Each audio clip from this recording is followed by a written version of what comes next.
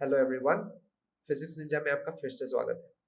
ये second part है motion वाले चैप्टर का, जहां पे हम सीखने वाले हैं ग्राफ्स के बारे में और हम तीन इक्वेशंस ऑफ मोशन को डिराइव करेंगे।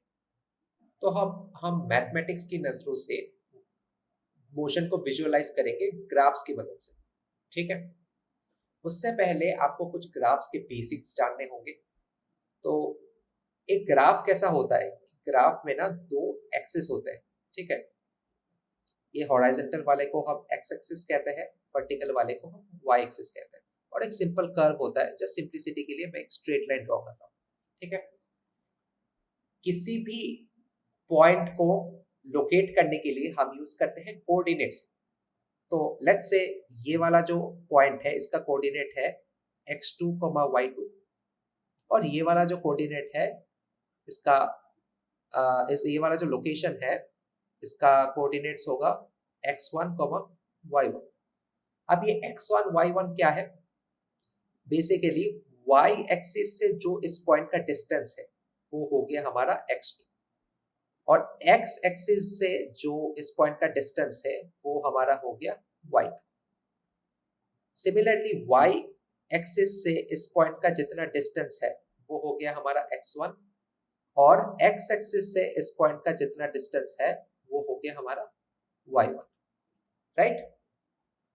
अब अगर पूछा जाए आपको, और एक चीज मैं आपको समझा देता हूं कि ये जो पॉइंट्स है इनके कोऑर्डिनेट्स कैसे लिखते हैं। तो बेसिकली इसका कोऑर्डिनेट होगा 0, y2। इस पॉइंट का कोऑर्डिनेट होगा 0, y1। सिमिलरली इस पॉइंट का कोऑर्डिनेट होगा x1, 0, और इस पॉइंट का कोऑर्डिनेट होगा y1, 0। याद रखना, हमेशा हम कोऑर्डिनेट ना x और y के टर्म्स में लिखते हैं। मतलब जो x वाले एक्सिस का जो वैल्यू होता है वो हम पहले लिखते हैं कोऑर्डिनेट में, और फिर y के वैल्यू को लिखते हैं। ठीक है। अब अगर पूछा जाए कि इस ग्राफ का स्लोप क्या है, स्लोप जो होगा वो हम m से डिनोट करते हैं। वो बेसिकली है y2 minus y1 divided by x2 minus x1। ठीक है। सो इसका क्या मतलब हुआ कि जो ग्राफ का स्लोप है वो change in y coordinate divide by change in x coordinate है। ठीक है। इतना तक आपको समझ में आ गया होगा। तो इसी कॉन्सेप्ट को यूज करके हम डिस्टेंस टाइम ग्राफ को समझेंगे। ठीक है। अब डिस्टेंस टाइम ग्राफ को सिमिलरली हम फिर से दो एक्सिस ड्रॉ करेंगे, और इस बार एक्स वाई की जगह हम इन दोनों एक्सिस का नाम कुछ और देंगे। एक्स वाले एक्सिस का नाम हम टाइम एक्सिस दे देते हैं, जो कि टी से डिनोट करते हैं, और सेकेंड्स होता है इसका यूनिट। और वाई एक्सिस में हम क्या करते हैं, हम डिस्टेंस लिख देते हैं, जो कि हम डी से डिनोट करते हैं, और ये क्या होता है, मीटर्स में होता है। ठीक है। अब हमेशा याद रखना कि ये जो डिस्टेंस टाइम ग्राफ लिखा हुआ है, ये जो डिस्टेंस जो पहले आपको लिखा हुआ होगा ना, वो हमेशा आपका वाई एक्सिस में होगा, और जो बाद में लिखा होगा वो हमारा एक्स एक्सिस में होगा। ठीक है। ये पॉइंट हमेशा ध्यान रखना। तो अब फिर से हम कोई सिंपल कर्व ड्रॉ कर लेते हैं। लेट्स से ये वाला कर्व हमने ड्राइंग किया, और ये दोनों पॉइंट्स लेते हैं। इस पॉइंट्स दोनों के कोऑर्डिनेट्स हम लिख देते हैं। सो पहला पॉइंट का कोऑर्डिनेट क्या होगा, t1, t2, d2। ठीक है। तो वहां पे x2 y2 लिया था, यहाँ पे हमने चेंज कर दिया t और d में, तो t2 d2 हो गया। तो इसमें हम लिखेंगे t1, d1। सिमिलरली इस पर्टिकुलर पॉइंट का जो कोऑर्डिनेट होगा, ठीक है, वो हमारा क्या होगा, 0, d2। और इस पर्टिकुलर पॉइंट का जो कोऑर्डिनेट होगा वो क्या होगा, 0, d1। सिमिलरली इस पॉइंट का जो कोऑर्डिनेट होगा वो हमारा हो जाएगा t1, 0। और इस पर्टिकुलर पॉइंट का जो कोऑर्डिनेट होगा वो हमारा हो जाएगा t2, 0। ठीक है। तो ये कोऑर्डिनेट्स लिखना, ये पोजीशन को लिखना, ये आप अच्छे से समझ लीजिए, क्योंकि ये हर बार मैं जब ग्राफ को ड्राइंग करूंगा तब मैं ऐसे कोऑर्डिनेट्स नहीं लिखूंगा। ठीक है। बहुत ही क्लटर डायग्राम हो जाता है। तो ये ध्यान रखिए इस चीज का, और ये अभी आप अच्छे से ये कॉन्सेप्ट क्लियर कर लें। ठीक है।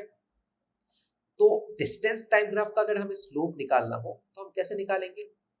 Slope m is equal to d2 minus d1, जैसे हमने y2 माइनस y1 किया था, यहाँ पे d2 minus d1 divided by d2 minus d1। इसको हम क्या लिख सकते हैं, डेल d मतलब change in distance divided by change in time. ये वाला एक्सप्रेशन कहीं तो आपने देखा होगा, बिल्कुल देखा है। ये एक्सप्रेशन किसका है, स्पीड का है, because speed is the rate of change of distance.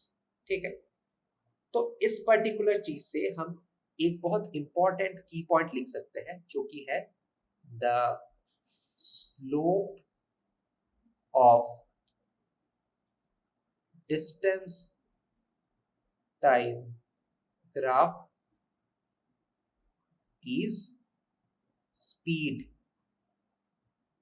और ये बहुत ही इंपॉर्टेंट स्टेटमेंट है, इसे हमेशा याद रखना, क्योंकि हम बहुत बार इसको यूज करने जा रहे हैं अगले टॉपिक्स में। ठीक है, तो डिस्टेंस टाइम ग्राफ पढ़ लिया, तो कुछ डिस्प्लेसमेंट टाइम ग्राफ भी तो होगा ना। तो अभी पढ़ते हैं हम डिस्प्लेसमेंट टाइम ग्राफ के बारे में। तो फिर से मैं ग्राफ ड्रॉ कर लेता हूं। ये मैंने ड्रॉ कर दिया दो एक्सिस। इस बार इस एक्सिस में डिस्टेंस की जगह डिस्प्लेसमेंट होगा, और डिस्प्लेसमेंट को हम डिनोट करते हैं आइदर s से और x से। सो ज्यादातर टाइम हम s से ही डिनोट करते हैं इसको। ठीक है, और डिस्प्लेसमेंट जो है वो मीटर में है, और टाइम को हम ऑब्वियसली t से डिनोट करते हैं, जो कि सेकंड्स में है। तो इस बार मैं थोड़ा सा कॉम्प्लिकेटेड ग्राफ ड्रॉ करता हूँ। वैसे कॉम्प्लिकेटेड तो नहीं है, but in comparison to the other two graph जो आपने पहले देखा है, थोड़ा सा कॉम्प्लिकेटेड है। ये ग्राफ कुछ ऐसे है।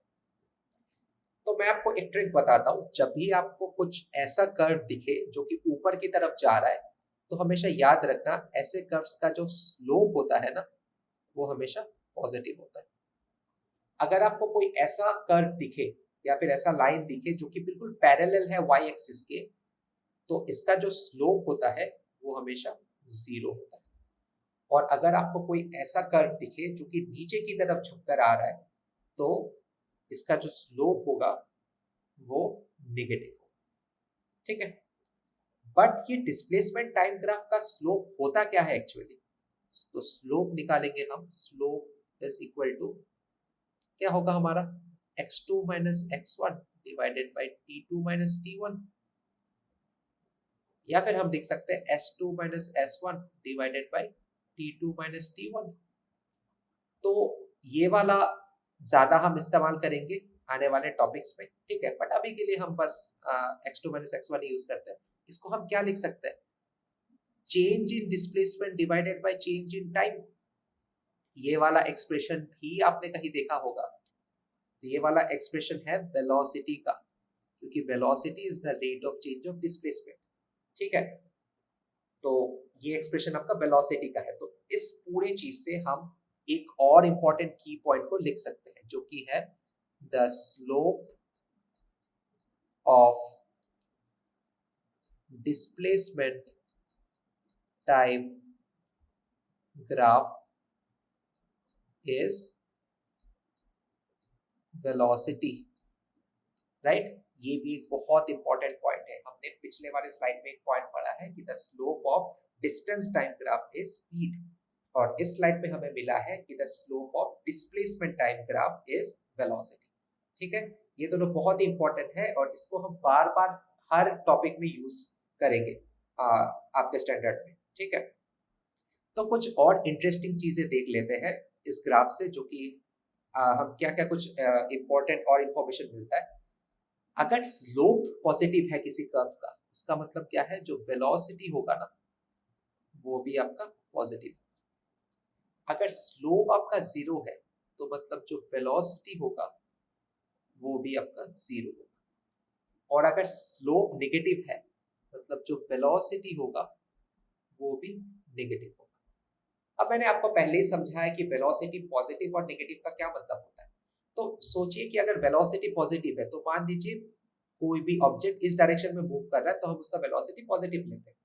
वेलोसिटी 0 है, मतलब वो रेस्ट में है, वो मोशन ही नहीं कर रहा। ठीक है, और अगर वेलोसिटी नेगेटिव है तो इसका सिंपल सा मतलब है कि वो उल्टे डायरेक्शन में मूव कर रहा है, पहले इस डायरेक्शन में मूव कर रहा था, अभी उसका उल्टे डायरेक्शन में मूव कर रहा है। ठीक है, तो ये हो गया आपका पॉजिटिव जीरो और नेगेटिव वेलोसिटी का कॉन्सेप्ट। तो आशा करता हूँ आपको ये समझ में आया होगा कि डिस्टेंस टाइम ग्राफ से हम स्लोप कैसे निकालते हैं और डिस्प्लेसमेंट टाइम ग्राफ से स्लोप कैसे निकालते हैं। ठीक है, और जो स्लोप निकाल रहे हैं उसका मीनिंग क्या है। इसी से रिलेटेड ना हम एक न्यूमेरिकल करेंगे। तो चलिए ये डिस्प्लेसमेंट टाइम ग्राफ का जो कॉन्सेप्ट है उसको बेहतर समझने के लिए हम एक न्यूमेरिकल कर लेते हैं।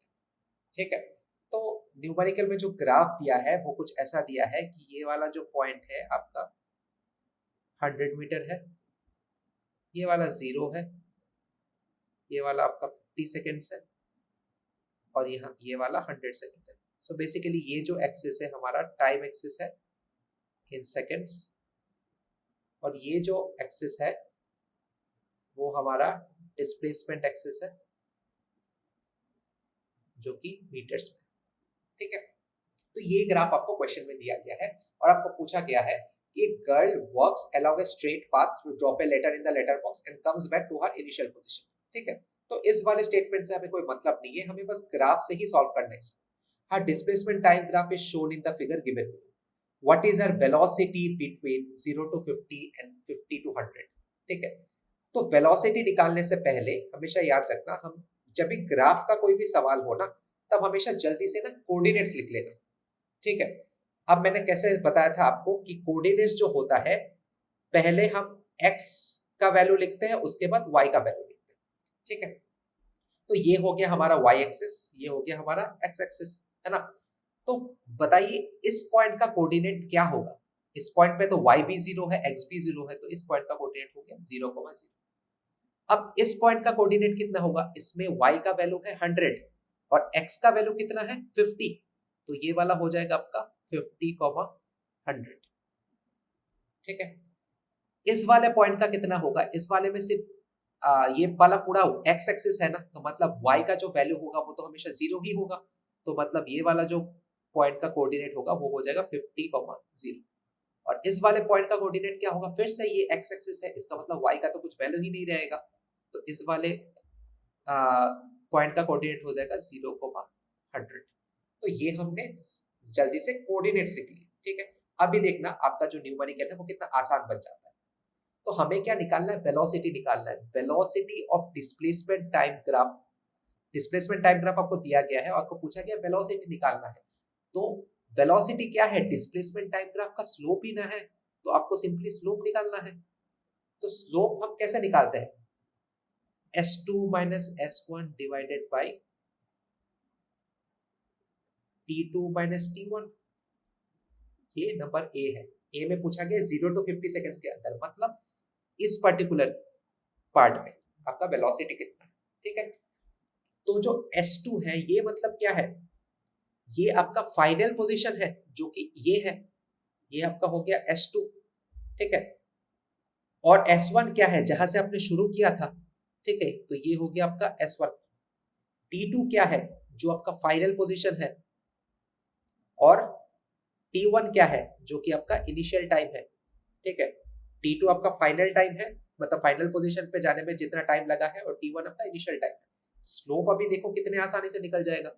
s2 का वैल्यू क्या है 100, s1 का वैल्यू क्या है 0, t2 का वैल्यू क्या है 50, t1 का वैल्यू क्या है 0।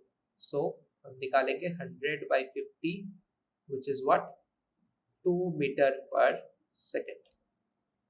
बहुत आसानी से निकल गया। तो यहीं पे अगर आप कोऑर्डिनेट्स नहीं लिखते तो ये करने में आपको काफी मुश्किल होती।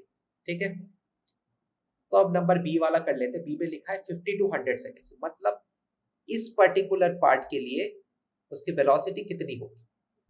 ठीक है, तो फिर से हम इसको सॉल्व करने की कोशिश करते हैं। तो कुछ और कलर ले लेते हैं हम जल्दी से। तो इसको हम सॉल्व कैसे करेंगे कि जो फिर से वेलोसिटी क्या है, मतलब स्लोप ही होता है ना। So velocity is equal to slope, जो कि हम लिखेंगे s2 minus s1 divided by t2 minus t1। ठीक है, अब फिर से बता रहा हूँ, ये कंफ्यूज मत होना कि यहाँ पे एक बार s2 लिख दिया तो ये s2 ही हर बार हो जाएगा। s2 का मतलब है आपका फाइनल डिस्प्लेसमेंट, s1 का मतलब है इनिशियल डिस्प्लेसमेंट। T2 का मतलब है फाइनल पोजीशन पे पहुंचने के लिए जो टाइम लगा है, और T1 है मतलब इनिशियल टाइम कहां से उसने शुरू किया है। ठीक है, तो जब उसने जर्नी यहां से यहां तक का किया है, तो ये वाला आपका इनिशियल हो जाएगा, है ना, ये पॉइंट आपका इनिशियल हो जाएगा। तब आपका क्या हो जाएगा, ये हो जाएगा T1, ये हो जाएगा S1, और ये आपका फाइनल पॉइंट है ना, तो इसमें क्या हो जाएगा, ये हो जाएगा T2, ये हो जाएगा S2। सिंपली अब फिर से वैल्यूज पुट कर दो। S2 का वैल्यू क्या है, 0। S1 का वैल्यू क्या है, 100। T2 का वैल्यू क्या है, 100। T1 का वैल्यू क्या है, 50।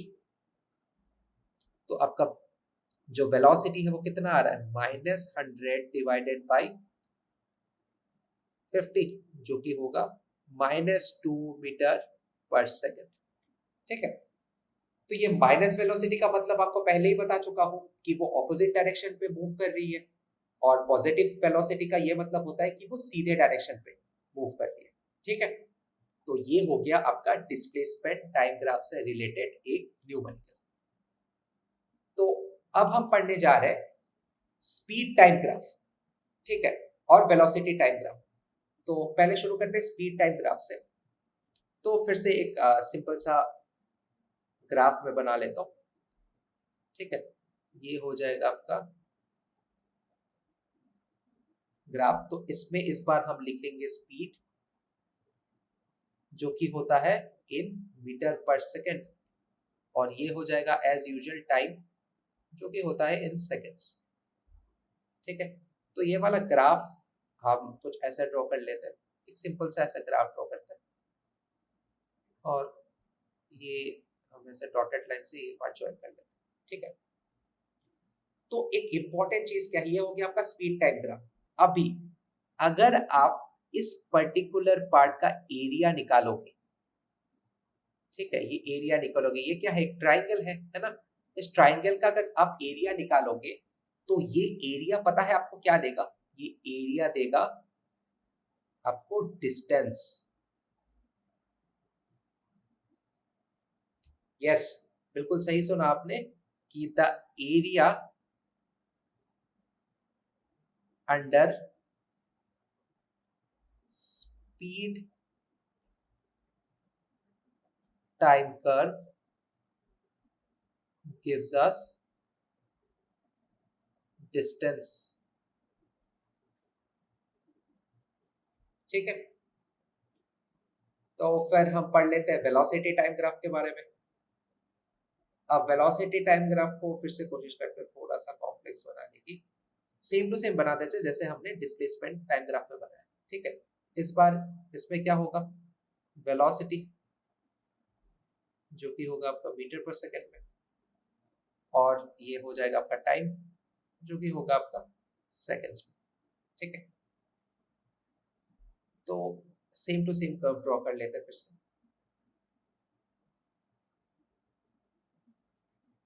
ठीक है, ये हो गया आपका velocity time graph.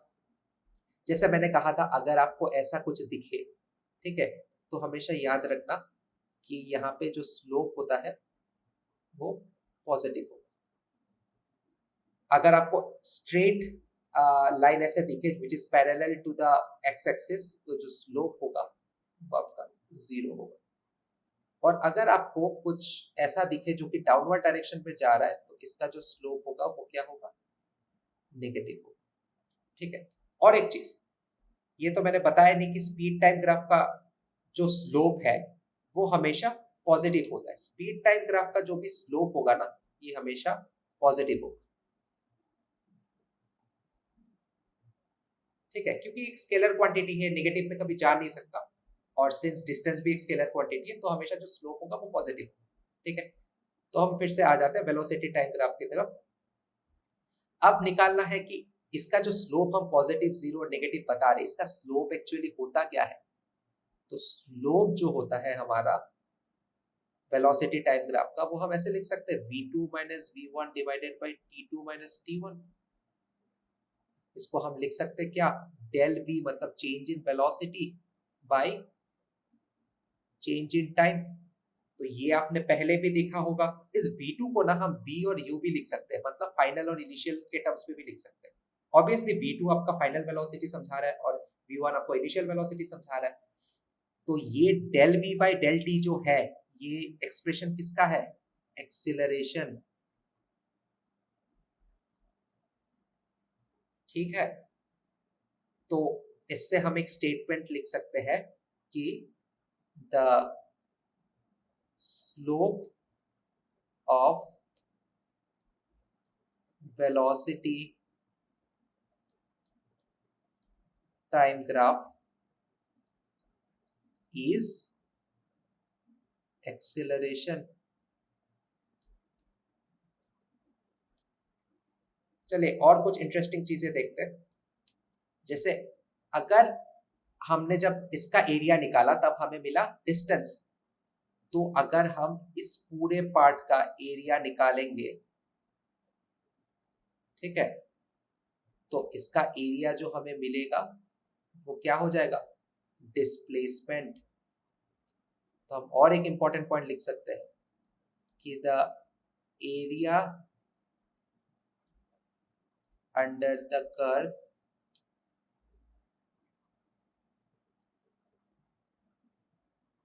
in velocity time graph is displacement।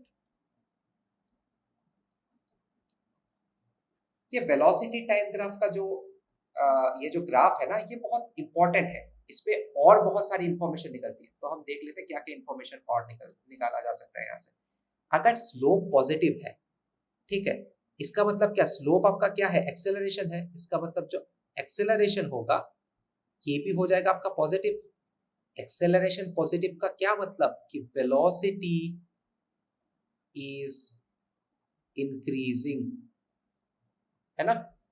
अगर स्लोप जीरो है तब एक्सेलरेशन जो होगा वो क्या हो जाएगा? जीरो हो जाएगा। एक्सेलरेशन का जीरो होने का क्या मतलब? कि वेलोसिटी जो है वो कांस्टेंट है। और अगर स्लोप नेगेटिव है इसका मतलब क्या? जो एक्सेलरेशन होगा आपका ये भी हो जाएगा आपका नेगेटिव। एक्सेलरेशन नेगेटिव का मतलब क्या होता है? कि वेलोसिटी इज डिक्रीजिंग। ठीक है, ये इतने सारे इंफॉर्मेशन हम वेलोसिटी टाइम ग्राफ से निकाल सकते हैं। और एक इंपॉर्टेंट थिंग, ठीक है, अब कभी कभी ये चीज सोच सकते हो कि इसका कुछ स्लोप क्यों नहीं होता, इसका स्लोप एक्सेलरेशन क्यों नहीं होता। तो एक्चुअल में क्या होता है कि एक्सेलरेशन एक वेक्टर क्वांटिटी है।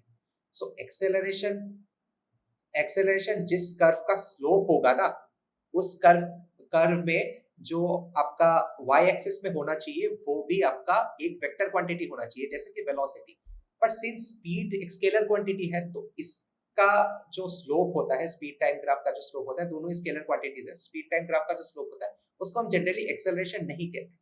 बट कभी कभी आप किसी किसी न्यूमेरिकल में ये देखोगे कि जो स्पीड टाइम ग्राफ का जो स्लोप होता है ना वो भी आपको एक्सेलरेशन कहा गया है। In some numericals, the slope of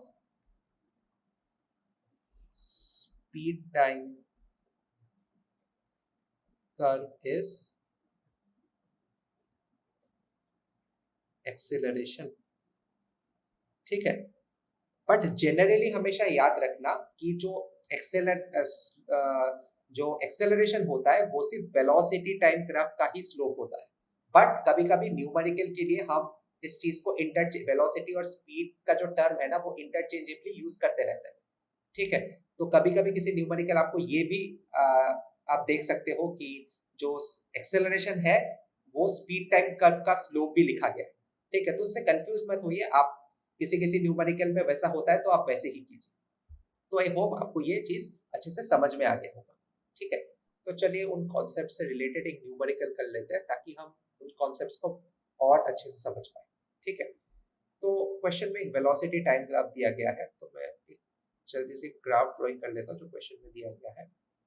graph कुछ ऐसा है। इस एक्सिस पे आपका वेलोसिटी है जो कि मीटर पर सेकंड में है। इस एक्सिस में आपका टाइम है जो कि सेकंड में, ठीक है। और आपको दिया गया है ऐसा कुछ 25, 20, 15, 10, 5, ये हो गया 0। और इधर पे भी सिमिलर कुछ दिया गया जाएगा आपको 15, 5, 10, 15, 20 और 25, ठीक है।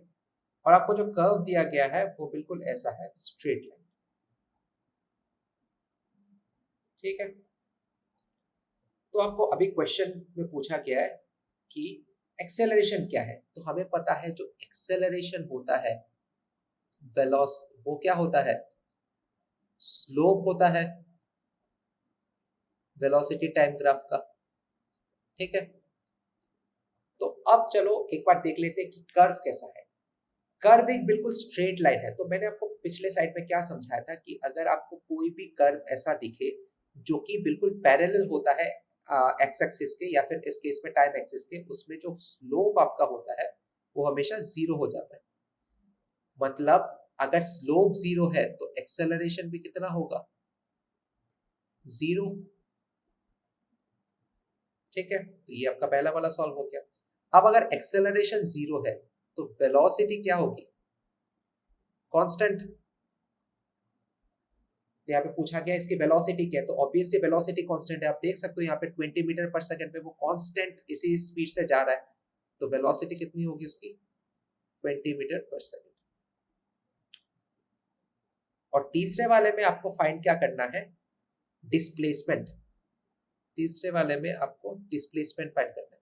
तो हमें पता है डिस्प्लेसमेंट क्या है, डिस्प्लेसमेंट इज एरिया अंडर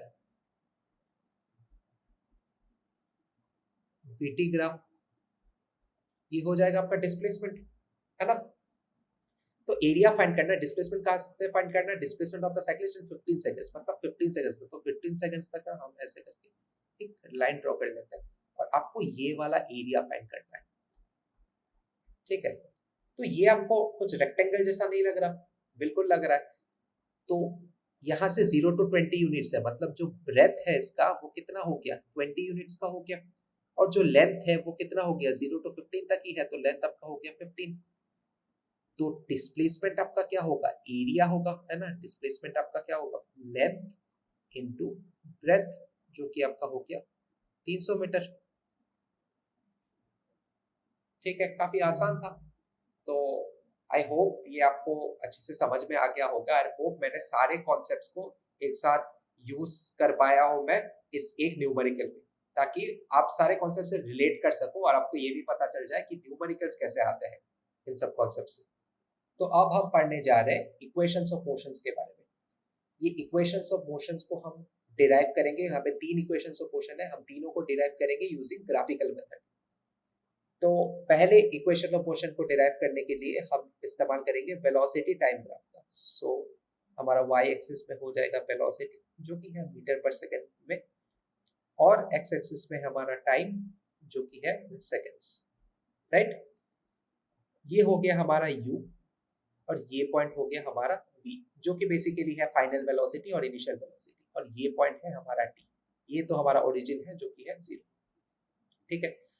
अब मैंने आपको क्या समझाया था कि जब भी कोई ऐसा न्यूमेरिकल मिले जहां पे ग्राफ्स का इस्तेमाल हो रहा हो, तो कोशिश कीजिए कि उसके हर पॉइंट्स के कोऑर्डिनेट्स लिखने का, ठीक है। तो हम यहाँ कोशिश करते हैं एक बार कोऑर्डिनेट्स लिखने का। ये पॉइंट वाई एक्सिस में लाई करता है ना। तो इस पॉइंट को हम लिख सकते हैं 0, u। एक्स का वैल्यू 0 होगा क्योंकि वो सिर्फ वाई एक्सिस में लाई कर रहा है। बट ये वाला जो पॉइंट है, ये इसके पास एक्स और वाई कोऑर्डिनेट दोनों होंगे, ठीक है। तो आपका एक्स कोऑर्डिनेट हो जाएगा ये वाला t, और y कोऑर्डिनेट हो जाएगा आपका v, ठीक है। अब हम निकालेंगे इसका स्लोप, ठीक है। हमें पता है slope of velocity time graph क्या होता है, एक्सेलरेशन, राइट। सिंपली हम क्या निकालेंगे अभी, एक्सेलरेशन।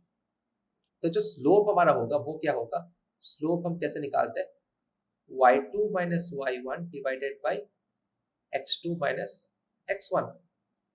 यहाँ पे आपका y2 ये हो जाएगा, x2 ये हो जाएगा, y1 ये हो जाएगा, x1 ये हो जाएगा। ठीक है, तो स्लोप जो है, जो कि हमारा इस केस में एक्सेलरेशन है, वो क्या हो जाएगा, y2 माइनस y1 माइनस मतलब क्या होगा, v minus u divide by x2 क्या है आपका t, और x1 क्या है आपका 0, तो आपका हो जाएगा v minus u divided by t।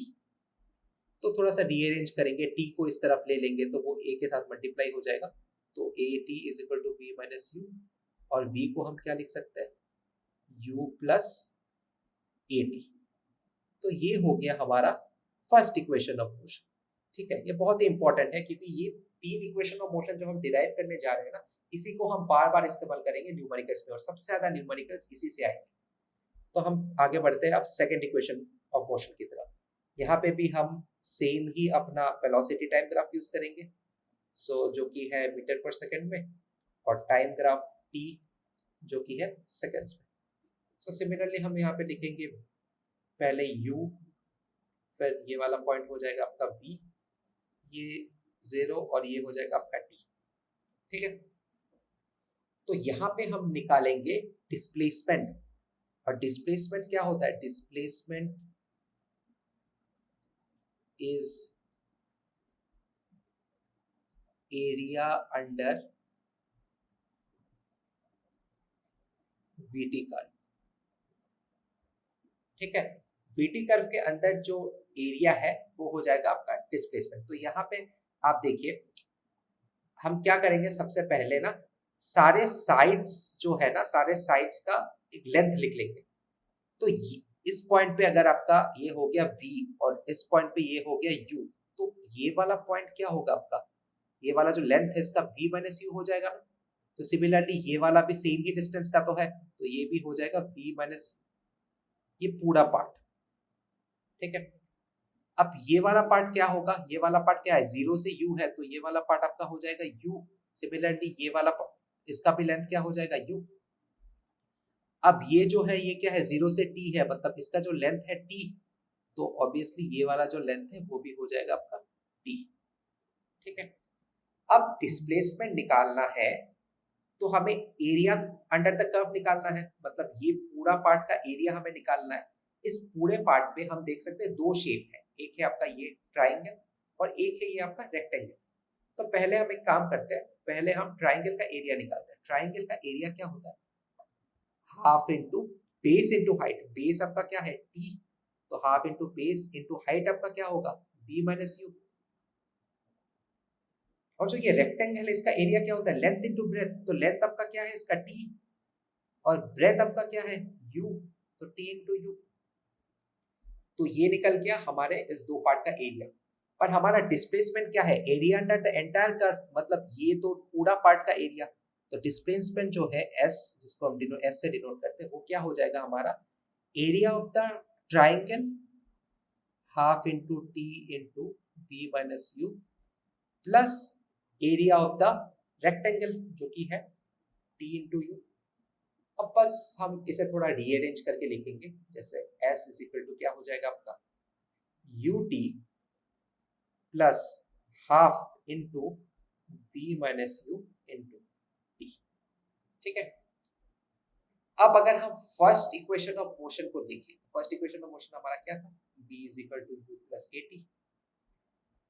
u को अगर आप इस तरफ ले आओ तो क्या हो जाएगा, ये फर्स्ट इक्वेशन ऑफ मोशन से है, u को अगर इस तरफ ले आओ तो क्या हो जाएगा v minus u is equal to at। अब ये जो v माइनस यू है इसकी जगह हम at को रख दे डायरेक्ट, तो हमारा क्या हो जाएगा, जो displacement s is equal to u into t plus half into v minus u की जगह हम रख देंगे at, तो at इंटू टी। तो ये क्या हो जाएगा s is equal to u t plus half a t into t क्या हो जाएगा आपका टी स्क्वायर। तो ये हो गया आपका सेकेंड इक्वेशन ऑफ मोशन। ठीक है, आगे बढ़ते हैं हम थर्ड इक्वेशन ऑफ मोशन की तरफ। सेम हम ग्राफ लेंगे, वेलोसिटी टाइम ग्राफ, और सारे सेम कोऑर्डिनेट्स लेंगे। ठीक है, ये v हो जाएगा आपका मीटर पर सेकेंड में, और ये t हो जाएगा आपका सेकेंड्स में। ये हो जाएगा आपका u, ये हो जाएगा आपका v, ये हो जाएगा आपका t। अब हम फिर से डिस्प्लेसमेंट निकालेंगे। डिस्प्लेसमेंट क्या हो जाएगा फिर से हमारा? Displacement area under the curve, है ना, एरिया अंडर द कर्व, ये हो जाएगा हमारा डिस्प्लेसमेंट। तो इस बार पहले जैसे हमने एरिया अंडर द कर्व निकालने के लिए इस पूरे शेप को दो हिस्सों में बांट दिया था, एक ट्राइंगल और एक रेक्टेंगल में, पर इस बार ऐसा नहीं करेंगे। इस बार क्या करेंगे, हम इस पूरे ट्रेपेजियम को कंसीडर करेंगे। ये आपको दिख रहा है, ये जो शेप है, ये जो शेप दिख रहा है आपको, ये पूरा एक ट्रेपेजियम का शेप है। तो हमें पूरा इसका एरिया निकालना है। ठीक है, तो उससे हमारा डिस्प्लेसमेंट निकल जाएगा। तो ये बस आपको दिखाने के लिए, ये मैं मिटा देता हूँ थोड़ी देर के लिए। तो इसका एरिया, इस पूरे एरिया, इसका एरिया निकालना है आपको। ठीक है, तो इसका एरिया निकालने के लिए क्या करेंगे हम? एरिया ऑफ ट्रेपेजियम क्या होता है? एरिया ऑफ ट्रेपेजियम क्या होता है आपका? Half into sum of parallel sides into height. यहां पे आप देख सकते हो कि ये साइड और ये साइड, ये पूरा साइड ये पैरेलल है एक दूसरे से। इस साइड का लेंथ क्या हो जाएगा? ये 0 है, ये साइड का लेंथ u हो जाएगा, बट इस साइड का लेंथ क्या हो जाएगा? पूरा ऊपर यहां से यहां तक उसका लेंथ क्या है? v है पूरा, तो ये साइड का लेंथ हो जाएगा पूरा v। और ये है आपका हाइट, तो यहां से 0 टू t इसका लेंथ क्या है? t। तो ऑब्वियसली ये जो हाइट होगा वो क्या हो जाएगा आपका? t, right. तो अब हम निकाल सकते हैं एरिया अंडर द कर्व। तो डिस्प्लेसमेंट जो होगा s, उसको हम क्या लिख सकते हैं? Area of the trapezium is equal to what? Area of trapezium. और एरिया ऑफ ट्रेपेजियम का क्या है? s is equal to half into sum of parallel sides, मतलब v प्लस u, ये दोनों पैरेलल साइड्स है, उसका सम, इनटू हाइट, हाइट क्या है? t। ठीक है, अब फिर से पहले फर्स्ट इक्वेशन ऑफ मोशन को इन्वोक करते हैं। तो फर्स्ट इक्वेशन ऑफ मोशन क्या है हमारा? v is equal to u plus a t. u को इस तरफ ले आते हैं, v minus u is equal to क्या हो जाएगा आपका? A t. और t के v minus u divide by a आपका क्या हो जाएगा? t। इस t को अगर हम इस चीज से रिप्लेस करें तो फिर क्या होगा? हमें क्या मिलेगा? s is equal to half into v plus u into v minus u divided by a। इसको हम अच्छे से रीअरेंज करके लिखे तो हम लिख सकते हैं v plus u into v minus u divided by twice a. ठीक है, अब हमें पता है a plus b, a minus b आपका क्या हो जाता है? A square minus b square, है ना, divided by twice a. Twice a को हम इस तरफ लेके मल्टीप्लाई कर देते हैं, तो आपका हो जाएगा 2as is equal to v square minus u square. और इसको हम रीअरेंज करें तो ऐसे लिख सकते हैं v square minus u square is equal to 2as। ये हो गया आपका तीसरा इक्वेशन ऑफ मोशन। ये 3 इक्वेशन ऑफ मोशन सबसे ज्यादा इंपॉर्टेंट है इस चैप्टर में, क्योंकि इसी के ऊपर सारे न्यूमेरिकल्स आते हैं एग्जामिनेशन में। ठीक है, तो हम कुछ न्यूमेरिकल्स भी प्रैक्टिस कर लेते हैं ताकि ये कॉन्सेप्ट और क्लियर हो जाए कि कब कौन सा इक्वेशन ऑफ मोशन इस्तेमाल करना है। तो पहला सवाल देख लेते हैं हम। पहले सवाल में क्या लिखा हुआ है कि a lead bullet of mass 0.1 kg is traveling with a velocity of 20 metre per second. तो ये जो 20 मीटर पर सेकेंड है, ये आपका क्या हो गया? Initial velocity u। Comes to rest, comes to rest मतलब क्या हो गया? वो रेस्ट में आ गया। उसका मतलब जो फाइनल वेलोसिटी है वो क्या हो गया आपका? 0।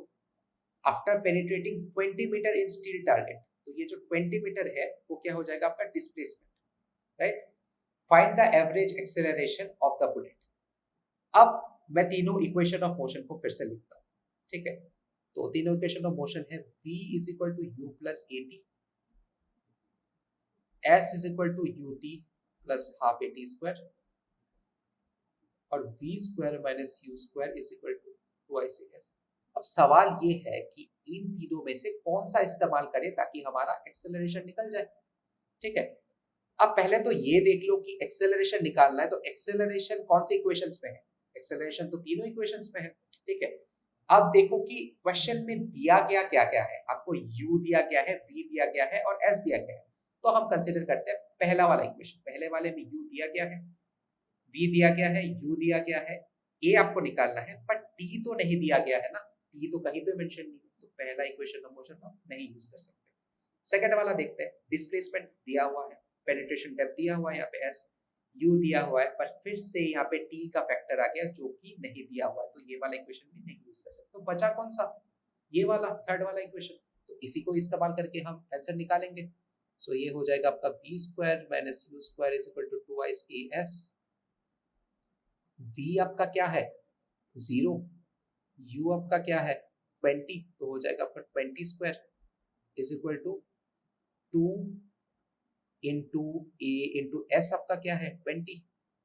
ठीक है, तो ये आपका निकलेगा 0 minus 400 is equal to 40 into a. तो ए आपका क्या निकल जाएगा -400 डिवाइडेड बाई 40 जो कि होता है -10 मीटर पर सेकेंड स्क्वायर। ठीक है, नेगेटिव एक्सेलरेशन का मतलब है कि वेलोसिटी इज डिक्रीजिंग, है ना। और ऑब्वियस सी बात है, आप देख सकते हो पहले इसका वेलोसिटी कितना था 20 मीटर पर सेकेंड, और फाइनली क्या वो रेस्ट में आ गया तो 0 मीटर पर सेकेंड हो गया, तो वेलोसिटी डिक्रीज ही हो रहा है। और एक इंपॉर्टेंट पॉइंट, नेगेटिव एक्सेलरेशन का ना एक नाम है, एक स्पेसिफिक नेम दिया गया है। तो negative acceleration is also called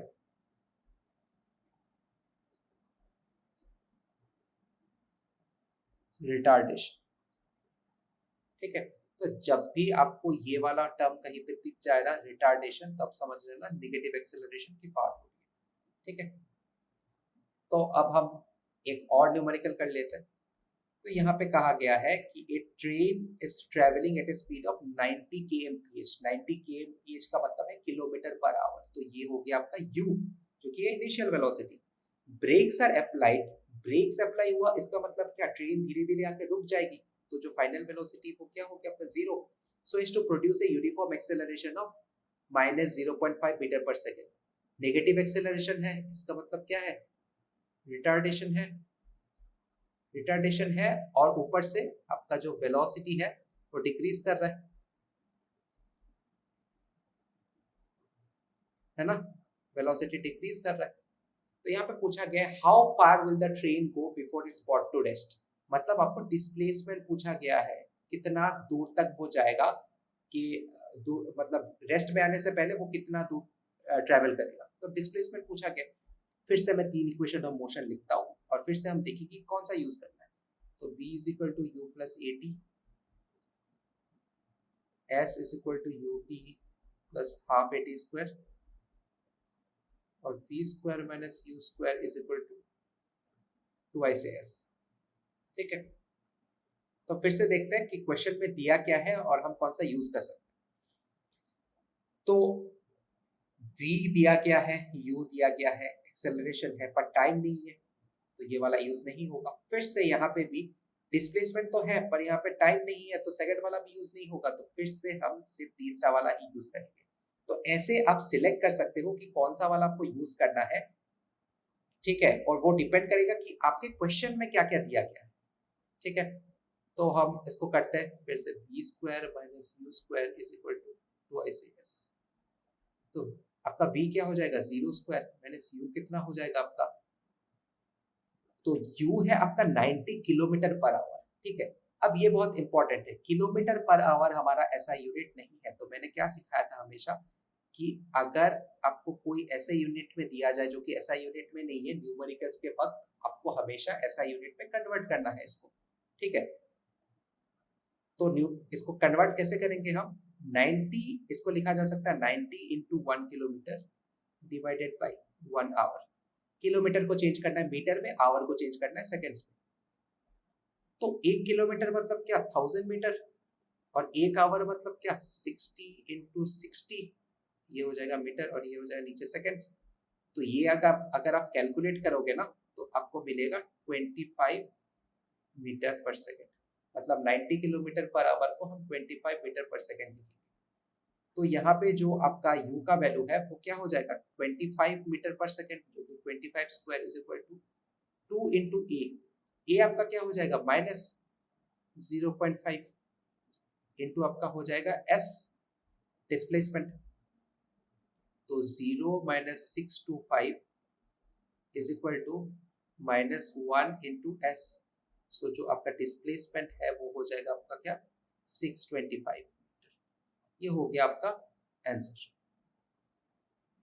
तो चलिए एक आखिरी क्वेश्चन देख लेते हैं और इससे आपको बिल्कुल क्लियर हो जाएगा कि ये तीनों इक्वेशंस कैसे यूज करने हैं। तो इस क्वेश्चन से पहले मैं आपको एक कॉन्सेप्ट बता देता हूँ। ये है हमारा कोऑर्डिनेट एक्सिस, है ना। अगर आपका वेलोसिटी, एक्सेलरेशन या डिस्प्लेसमेंट इस डायरेक्शन में हो तो हम लेंगे इसको पॉजिटिव। अगर वेलोसिटी, एक्सेलरेशन और डिस्प्लेसमेंट इस डायरेक्शन पे हो तो हम इसको लेंगे नेगेटिव। अगर वेलोसिटी, एक्सेलरेशन और डिस्प्लेसमेंट डाउनवर्ड डायरेक्शन में हो तो हम इसको लेंगे नेगेटिव।